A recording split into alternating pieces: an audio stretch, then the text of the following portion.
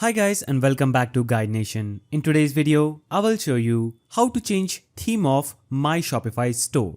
In order to do this, first of all, log into your Shopify using your user credentials. After you're logged in, you will see your dashboard. So on your dashboard, what you'll have to do is click on this online store button under sales channel.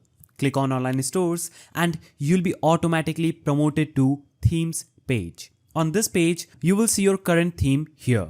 So in order to change the theme that is currently set at Sense, I will have to scroll down and choose another theme and click on the publish button. So I have these themes under theme library. I will have to just click on this publish button, and when I click on publish, that theme will be set as the current theme of my Shopify store. And in order to explore more themes, you will have to scroll down and click on Visit Theme Store under this section. You can also choose from these themes and click on Add, but in order to access to more themes, you'll have to click on Visit Theme Store and search for a new theme according to your requirements. So I will scroll down and I will see that there's a lot of themes available in this theme store. And in order to choose anyone, I will have to click on it, complete the payment, and after buying this theme, it will appear in this section that is theme library. And in order to change your theme, you'll have to just click on this publish button,